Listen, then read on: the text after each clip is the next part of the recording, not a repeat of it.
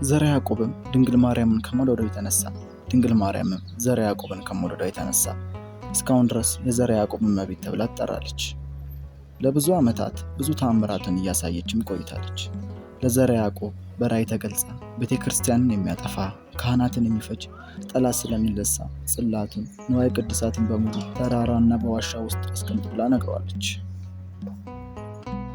ዘርዓ ያዕቆብም ከዚህ በፊት እንዶድ ዋሻ አሁን ደግሞ የጻድቃኔ በተባለች ዋሻ ውስጥ ጽላቷን ንዋየ ቅድሳትን አስቀምጧል። ዘርዓ ያዕቆብ ካስቀመጣቸው ጥቂቶች ውስጥ 6 ጽላቶች፣ 19 የወርቅ ጽዋ፣ 1000 መጽሐፍት፣ 18 የወርቅ ዛህል፣ 3 የወርቅ ከበሮ እና 4 የብር ከበሮ ናቸው። አፄ ዘርዓ ያዕቆብ በዋሻ ውስጥ ሆኖ እየጸለየ ሳለ እመቤታችን ድንግል ማርያም በራእይ ተገልጻ ከእንግዲህ ወደ ሕዝብ ተመለስ፣ እቺ ቦታ የጻድቃን ቦታ ስለሆነች ጻድቃኔ ማርያም ብለህ ጥራት ብሎ ተሰወረች።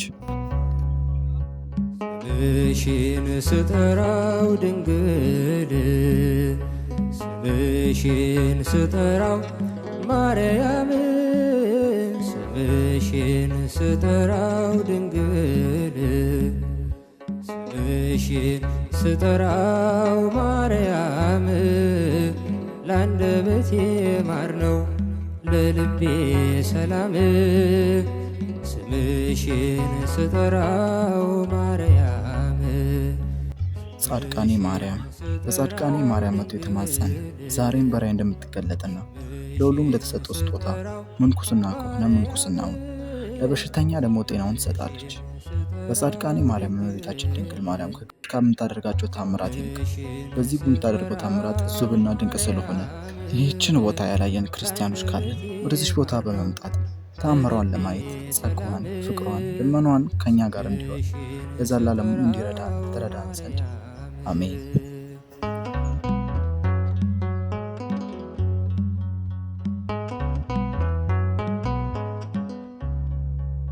ትውልድ ነኝና ልጅሽ የፈጠረኝ ድንግል እመቤቴ ላንቺ ምስጋና አለኝ። በፈቃደ እግዚአብሔር በአባቶቼ ጸጋ ሳሊለነ ላለው ሲመሽም ሲነጋ።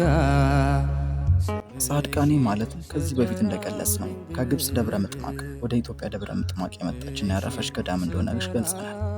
ጻድቃኔ ማርያም በራሷ ጊዜ ለበጎ ሰዎች ተገልጻ እስካሁን ድረስ ትገኛለች።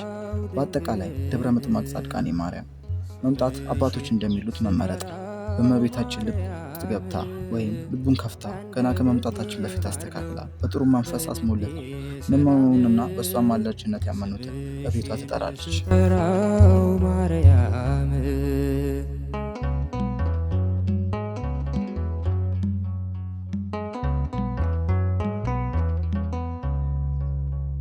በጠየቅሽው ጊዜ ወይኑን እንዲመላ አክብሮሻልና በቃና ገሊላ። የሰላም እናት ሆይ ሰላም ልበልሽ፣ ዘመኔ ይፈጸም ሳመሰግንሽ። የአካባቢውን ነዋሪ ጻድቃኔ ደብረ ምጥማቅ በባህር የተሸፈነች የነበረች እንደነበረ ለሚመጡ አዲስ ምዕመን ያስረዳሉ። ስሟንም ራሷ እንዳወጣችለት የጻድቃኔ መጠሪያም እንደሆነች ለምዕመኑ ማረፊያ እንድትሆን ራሷ እንደፈቀደች ራሱ ለምዕመኑ ይናገራሉ። እመቤታችን ማርያም አምላክን የወለደች ርኅርተ ሕሊና፣ አማላጅነቷ የልብ መሻታችን ራሷ ምንም ሳናወራ የምትሞላና እሷን በረከት ቤታችን የምታደርግ ደጋው እናታችን ረድኤት፣ ጥበቃና አማላጅነት አይለየን ዛሬም ዘወትርም ለዘላለሙ አሜን።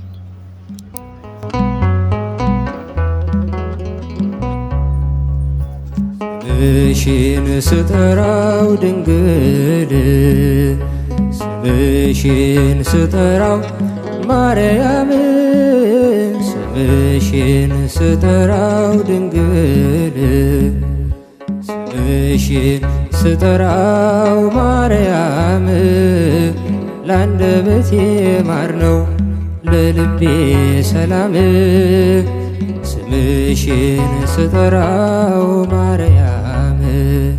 በዛሬው ፕሮግራማችን የጻድቃኔ ማርያም ታሪክ ባጭሩ ለመግለጽ ሞክረናል። በቀጣይ ፕሮግራም እስክንገናኝ እመቤታችን ማርያም የጌታችን የመድኃኒታችን ኢየሱስ ክርስቶስ ረድኤትና ጥበቃ ይለየን። አሜን። ስጠራው ድንግል ስምሽን ስጠራው ማርያም ለአንደበቴ ማር ነው ለልቤ ሰላም ስምሽን ስጠራው